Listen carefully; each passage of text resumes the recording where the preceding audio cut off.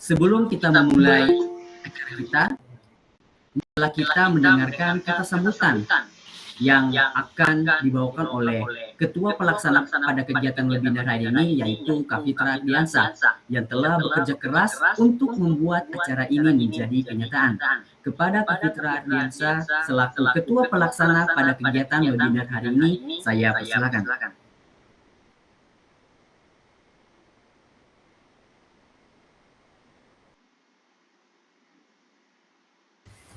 Oke, assalamualaikum warahmatullahi wabarakatuh. Salam Om Swastiastu, Namo Buddhaya, salam kebajikan. Salam sejahtera untuk semua peserta, pembicara, dan juga tamu undangan yang terhormat. Terkhususnya kepada Ibu Dr. Apoteker Yelvi Anwar sebagai dosen pengampu pada hari ini.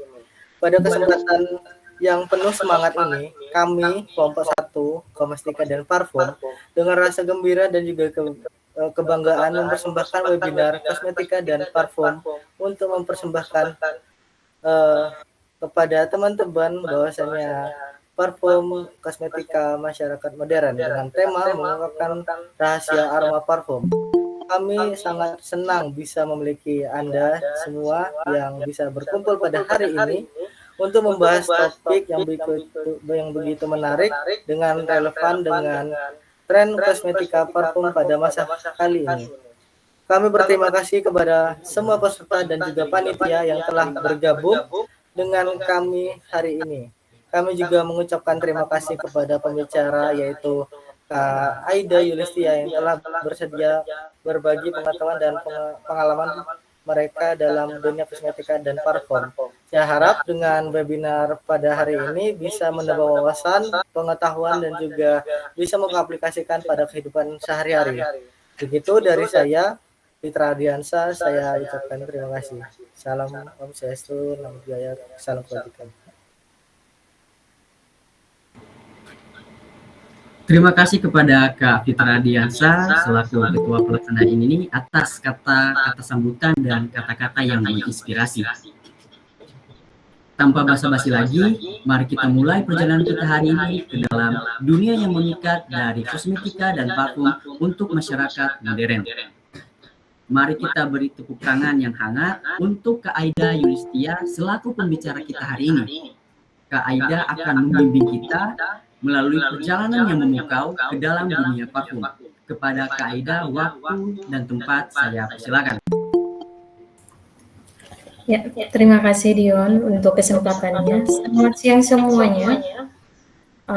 Terima kasih juga untuk Kak Fitra yang sudah membiarkan acara ini berjalan dengan lancar. Seperti kata pepatah, tak kenal maka tak sayang. Jadi sebelum presentasi, kita kenalan dulu. Kenalan, nama saya Aida Yulistia, bisa dipanggil Aida.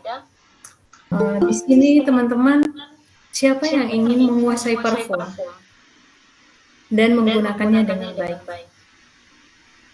Saya lihat dari antusias teman-teman mengikuti webinar pada siang hari ini, semuanya pasti ingin percaya diri dalam melakukan semua kegiatan baik dalam profesi kita, sosial kita, dan juga dalam berhubungan dengan orang lain. Oleh karena itu, selama 1 jam ke depan, kita akan mengungkap rahasia aroma parfum. Saya izin share screen ya.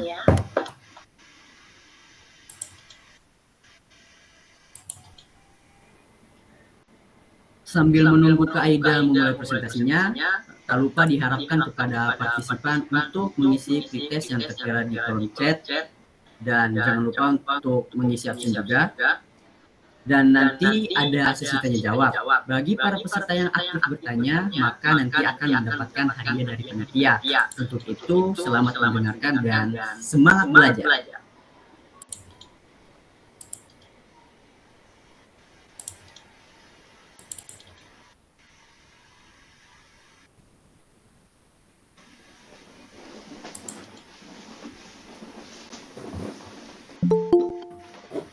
Udah kelihatan semua ya?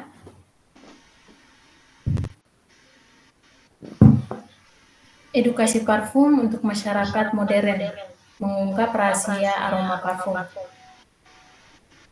Yang ingin saya sampaikan pada siang hari ini adalah saya harap teman-teman yang mengikuti webinar pada siang hari ini bisa mengerti tentang sejarah parfum, definisi parfum, proses pembuatannya, klasifikasi parfum, dan juga komponen dari parfum. Kita akan memulai dengan sejarah parfum. Sejarah parfum dimulai dari budaya kuno dengan membakar berbagai damar dan kayu pada acara keagamaan di Mesopotamia sekitar 4.000 tahun sebelum Masehi. Dan kata parfum berasal dari bahasa Latin perfum. Per itu throat, and fumum itu smoke, yaitu melalui asap, yang artinya keharuman yang menyebar lewat udara. Parfum berbentuk minyak pertama diciptakan oleh orang Yunani dengan teknologi penyulingan yang dilakukan oleh orang-orang Arab dan dikenal luas secara komersial pada abad 17 di Prancis. Lanjut ke definisi parfum. Menurut Kamus Besar Bahasa Indonesia, parfum itu adalah minyak wangi, bau wangi-wangian yang berupa cairan, padatan, dan sebagainya. Dan juga ada pengertian lain menurut Burgess dan Crown-Brady tahun 10. Parfum merupakan campuran senyawa untuk menghasilkan aroma yang diinginkan. Senyawa utama parfum umumnya berupa campuran minyak atsiri dan senyawa-senyawa penghasil aroma, fiksatif, serta pelarut.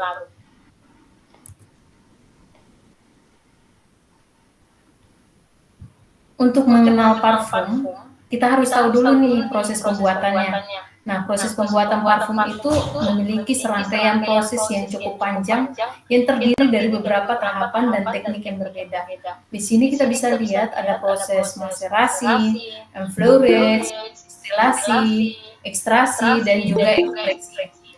Perkembangan parfum di zaman ini cukup pesat dan meluas ke berbagai negara di segala penjuru, hingga akhirnya pada abad ke-18 muncul beragam aroma wangian, parfum-parfum yang udah mulai dicampur dengan minyak dan juga alkohol, dan dikemas dengan botol yang indah. Nah, ini salah satu contoh proses pembuatannya, yaitu pengambilan minyak dengan destilasi uap. Di sini teman-teman bisa lihat ada gambar ya, gambar proses pengambilan minyak dengan destilasi uap. Nah, teman-teman ini bisa dilihat di dalam botol distillating flask ini. Di sini itu kita analogi kayak gini. Di dalam botol ini udah ada ekstrak, kayak contoh cengkeh. Dengan air sudah dipanaskan sini.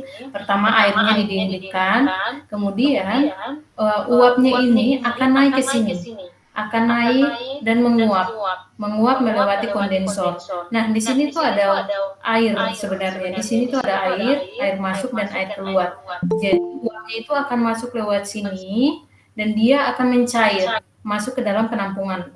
Disinilah penampungannya itu ada minyaknya dan juga air yang sudah ada di sini.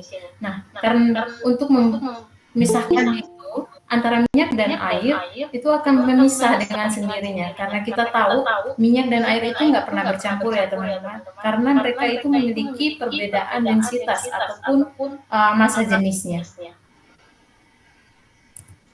Oke, kita akan masuk ke klasifikasi parfum.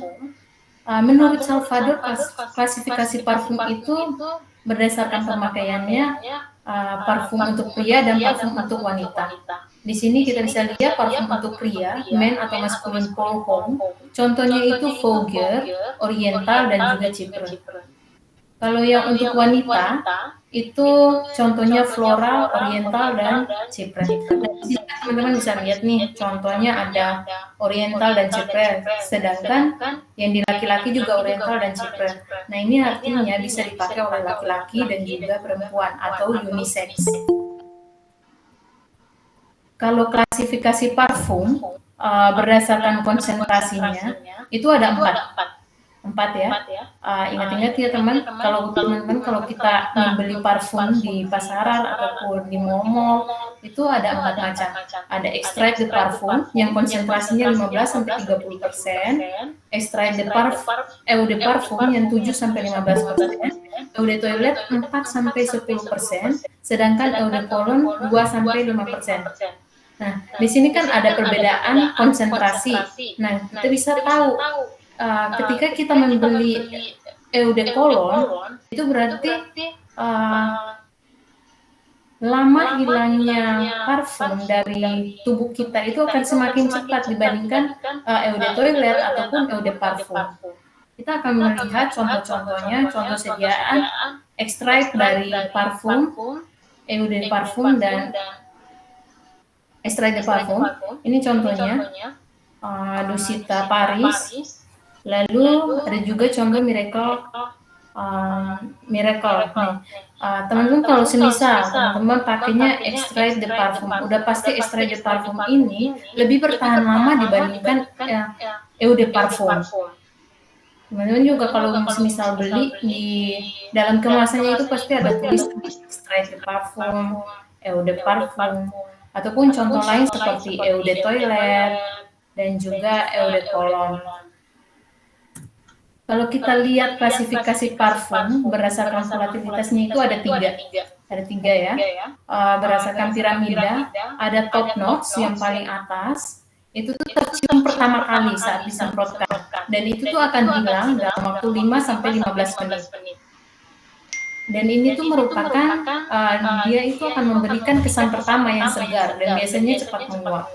Lalu yang head notes atau middle notes yang muncul setelah beberapa saat memberikan karakteristik aroma yang lebih dalam dan lama.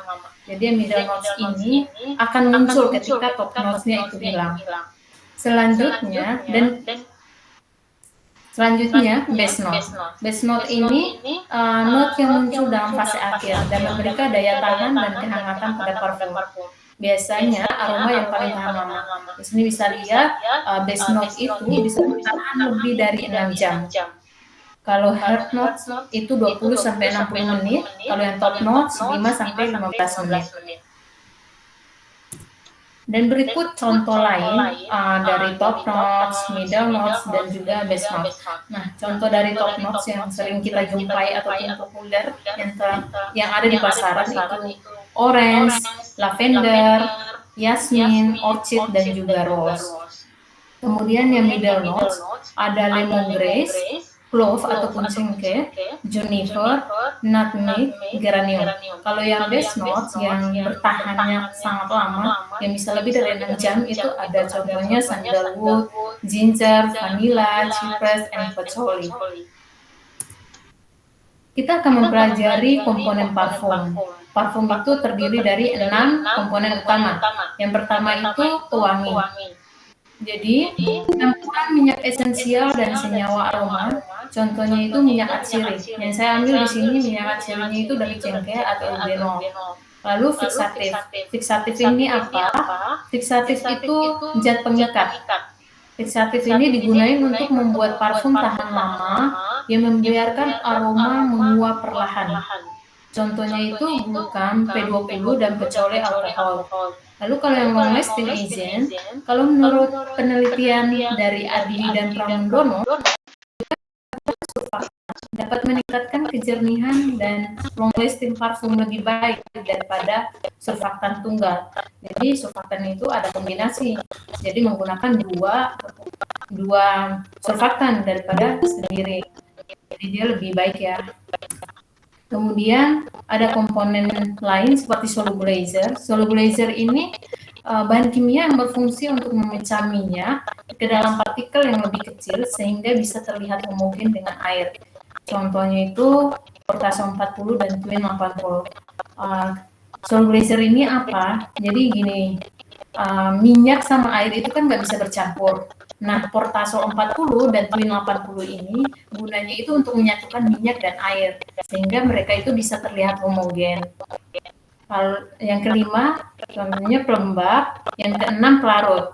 Pelarut setiap produk pewangian itu mengandung pelarut tambahan yang berfungsi sebagai media ataupun foundation baik parfum itu asli atau sintesis. Contohnya itu etanol, ethylene glycol, aseton, amil asetat, dan aquades. Ini merupakan contoh-contoh aroma harum pada bahan pewangi dapat diperoleh dari bahan alami seperti vinyl alkohol. Vinyl alkohol ini terdapat pada bunga mawar, sitrat dari buah jeruk, ambergris dari ekstrak usus paus, lalu Castorium dari kelenjar kaki rusa betina yang ada di Amerika Utara dan Siberia, lalu civet itu dari kelenjar musang Ethiopia. Oke, nggak etis kita udah mempelajari parfum terus nggak tahu cara menggunakan parfum yang benar. Nah, supaya parfumnya itu bisa bertahan lama, ini ada beberapa tips dari saya supaya parfum itu bisa bertahan lama. Yang pertama, harus mandi dulu ya. Pertama, pakai parfum setelah mandi. Yang kedua, pakai body lotion. Lotion yang biasa kita pakai dulu, baru habis itu disemprotkan di titik-titik nadi. Titik-titik nadinya itu apa aja? Bisa di seperti belakang telinga, pergelangan tangan, belakang lutut, di lipatan siku di sini, dan juga di antara payudara juga bisa. Kenapa di titik-titik nadi? Karena di titik-titik nadi ini itu menghasilkan panas yang lebih cepat. Sehingga jadi minyak ataupun parfumnya itu bisa meluas. Nah, yang keempat, saat menyemprotkan parfum, kita harus memberikan jarak 10-15 menit. Dan juga jangan lupa perhatikan cara menyimpan parfum. Jauhkan parfum dari tempat yang panas, kayak kena langsung dari sinar matahari itu jauhkan. Terus habis itu jangan disimpan di tempat yang sangat lembab, dan juga hindari penyimpanan yang dekat dengan yang berbau tajam. Ini referensi yang saya ambil. Oke. Hari ini kita udah belajar banyak hal tentang parfum, terutama tentang klasifikasi parfum. Mulai dari tadi kita udah mempelajari sejarahnya, terus habis itu definisinya apa, kemudian klasifikasinya. Ada klasifikasi berdasarkan volatilitas atau penguapan, yang tadi ya teman-teman yang ada 3, ada top notes, middle notes, dan juga base notes. Terus yang berdasarkan konsentrasi tadi ada 4, extrait de parfum, eau de parfum, eau de toilette, dan eau de cologne. Kemudian kita juga sudah mempelajari cara pakainya ya. Cara pakainya yang harus sesudah mandi dulu, baru pakai lotion biar bertahan lama, baru disemprotkan di titik-titik nadinya saja. Oke, sekian pemaparan dari saya. Silakan untuk teman-teman yang ingin bertanya bisa langsung bertanya ataupun bisa dituliskan di kolom chat.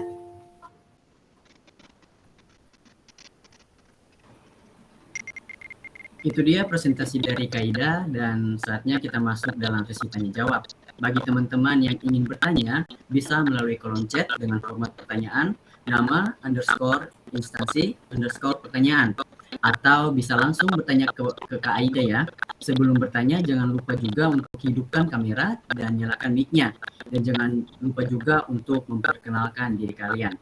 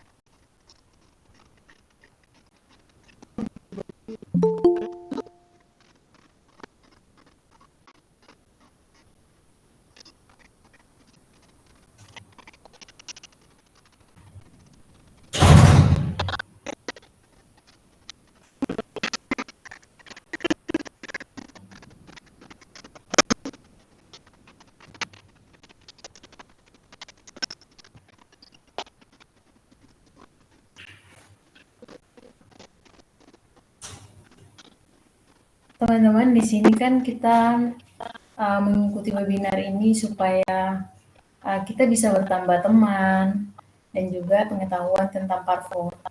Teman-teman boleh bertanya apabila ada yang mau ditanyakan ataupun yang belum dimengerti dari pemaparan yang sudah diberikan.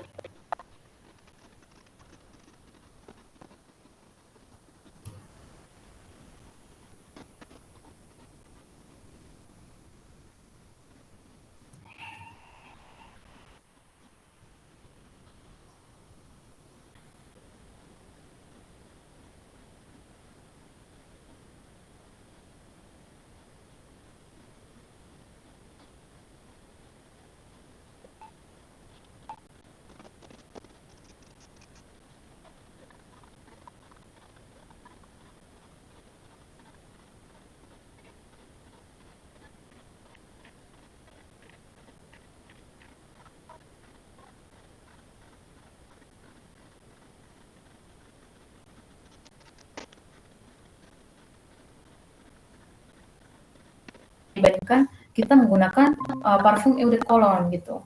Lalu eau de cologne ini juga kan bisa digunain saat siang hari segar gitu. Kalau yang extrait de parfum ini lebih cocok untuk malam hari. Kalau eau de cologne itu lebih cocok untuk siang hari karena terlalu panas. Apakah udah ada pertanyaan?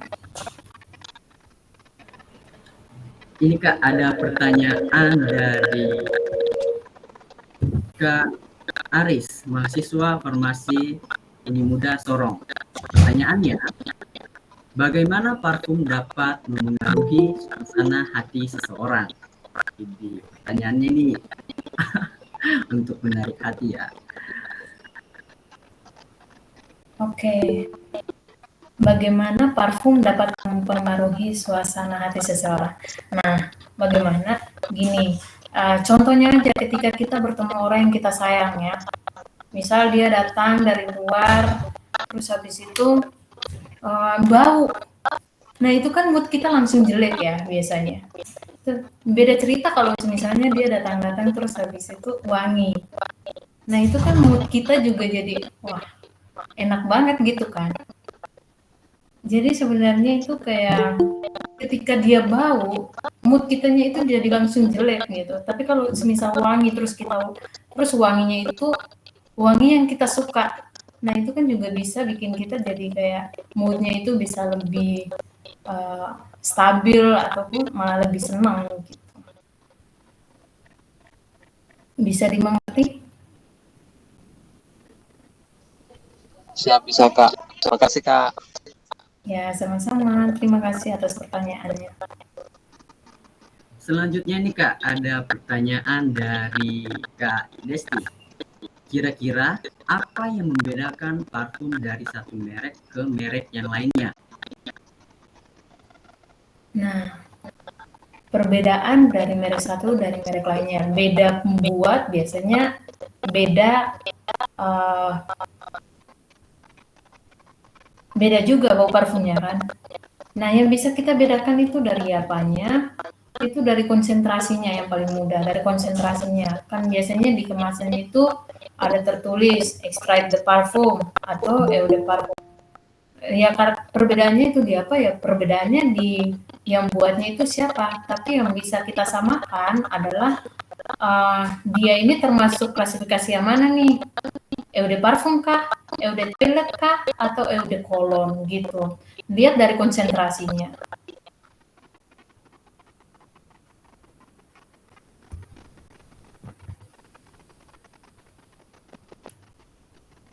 Nah, contohnya aja seperti ini, ada extrait de parfum sama eau de parfum. Nah, bisa lihat perbedaannya kan dari konsentrasinya. Ada tulisannya semua ya. Ada tulisan extrait de parfum, eau de parfum, kemudian eau de toilette, eau de cologne. Jadi kita tahu, oh eau de cologne ini konsentrasinya segini. Konsentrasinya itu paling kecil, jadi dia itu lebih cepat menguap. Ada lagi pertanyaan? Mungkin dari Kak Naifenti sudah mengangkat tangan, boleh bicara langsung, dibuka kameranya dan juga mic-nya kepada Kak Mei. Boleh kalau mau bertanya.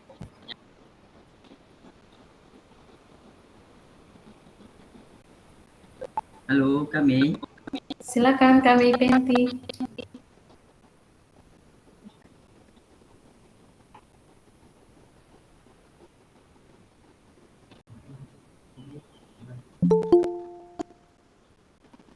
Mungkin kita lanjut pertanyaan selanjutnya ya Kak.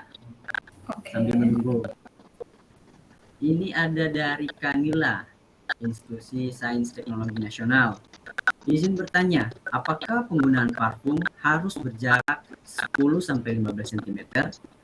Adakah efek samping yang ditimbulkan pada kulit apabila penyemprotannya kurang dari jarak yang ditentukan?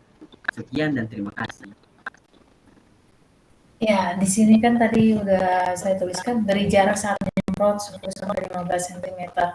Nah, ini tuh kaitannya dengan ketika kita menyemprotkannya itu terlalu dekat dengan badan kita. Jadi dia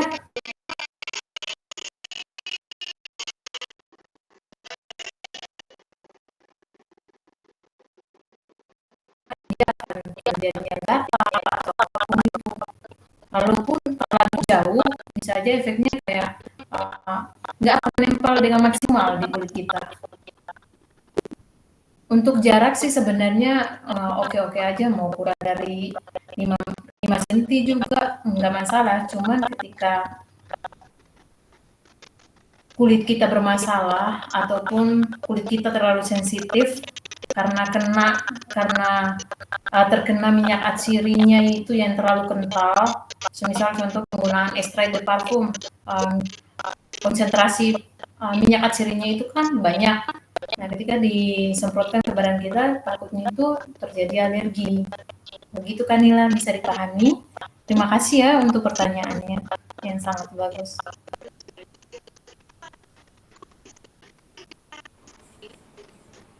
Ada satu juga lagi nih Kak, dari Kak Nabila.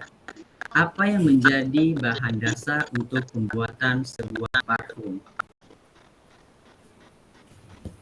Apa yang menjadi bahan dasar untuk pembuatan sebuah parfum? Menjadi bahan dasar pembuat bahan parfum. Ini, kita kan tadi udah mempelajari komponennya nih. Komponennya itu ada 6 komponen utama. Yang pertama itu harus ada pewanginya dulu, biar wangi. Contohnya yang saya gunain di sini itu eugenol atau minyak cengkeh gitu. Lalu ada fixatif, biar dia itu bisa bertahan lama dan nggak cepat menguap. Jadi dia itu bisa menguap secara perlahan. Nah, penggunaan zat fixatif. Lalu long lasting, penggunaan surfaktan yang kombinasi. Kemudian ada solubilizer. Dia ini biar antara minyak dan juga air bisa homogen. Kemudian pelembab dan juga pelarut. Pelarut bisa digunakan kayak alkohol ataupun aquades. Ini komponen-komponen utama yang perlu ada di dalam parfum. Jadi gini, di yang refill yang ada di pasaran selama ini tuh sebenarnya mereka udah nggak murni lagi, mereka udah ada campurannya. Jadi kan setiap kali kita beli, misal ya, pasti mereka akan nanya, mau berapa banding berapa Kak, gitu. Ya 1:1 apa 1:2 gitu kan pasti. Nah, 1:1 aja Kak, berarti kalau 1:1 itu berarti 50% minyaknya. Sebenarnya minyak ini tuh udah nggak murni lagi, udah ada campuran solubilizernya, fixatifnya, lalu ditambahin sama etanol ataupun alkohol. Jadi dia dicampurin, kalau 1:1 ya udah 50 ml dicampur 50 ml gitu. Kalau misalnya 2:1 ya udah 100 ml 50 ml alkohol. Bisa dimengerti Kak?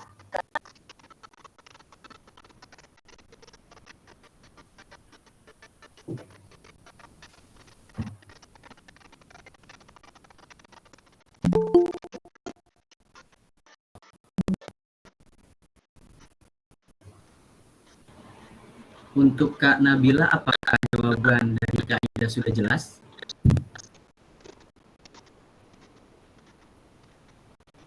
Salam buat yang lain.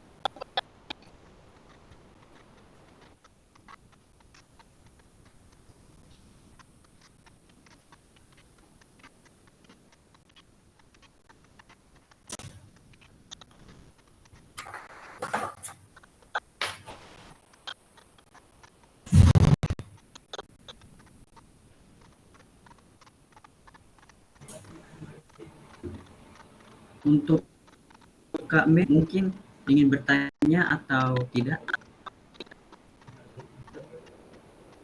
Kak Mei, kalau sudah tidak ada lagi, pertanyaan dari Kak Nabila tadi merupakan pertanyaan terakhir dalam sesi tanya jawab ini. Untuk teman-teman mungkin ada pertanyaan yang belum sempat dijawab, kami selaku panitia mohon maaf karena keterbatasan waktu sehingga tidak memungkinkan untuk menjawab semua pertanyaan yang ada. Dan untuk kesimpulan dari presentasi yang sudah Kak Ida paparkan tadi, saya mengambil kesimpulannya yaitu sejarah parfum kuno. Parfum kata berasal dari bahasa Latin perfumum yang berarti melalui asap. Antropolog berspekulasi bahwa wewangian primitif dimulai dengan pembakaran dupa yang terbuat dari getah pepohonan.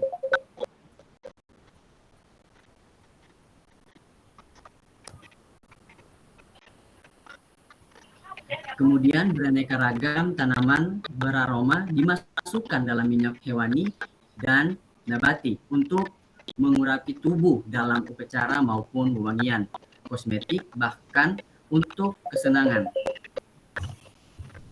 Senyawa utama parfum berupa cairan minyak aciri, ekstrak biang tumbuhan, atau senyawa lainnya dikelola melalui beberapa serangkaian proses sebelum menjadi parfum.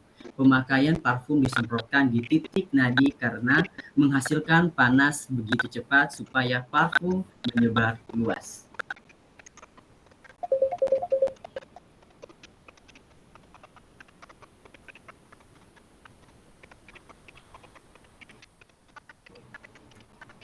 Wah, begitu banyak ilmu dan inspirasi yang telah kita peroleh hari ini dalam webinar kosmetik dan parfum untuk masyarakat modern. Kami berterima kasih kepada Kaida atas pemikiran mendalam yang telah membawa kita ke dalam dunia yang memukau ini. Sebelum kita akhiri acara ini, mari kita dokumentasi bersama-sama. Untuk para panitia dan partisipan diharapkan untuk wajib on cam. Untuk panitia yang bertugas, dimohon